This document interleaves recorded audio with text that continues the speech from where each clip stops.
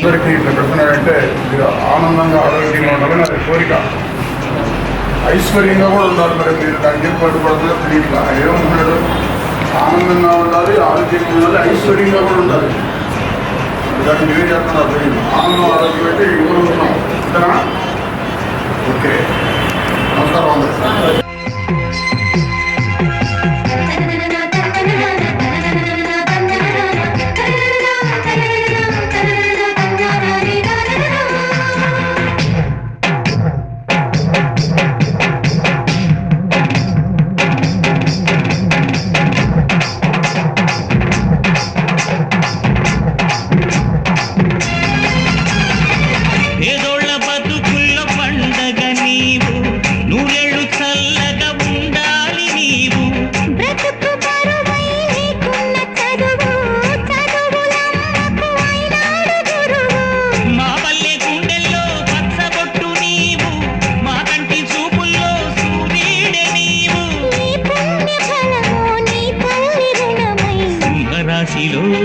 పుట్టినవయ్యా జన్మభూమికి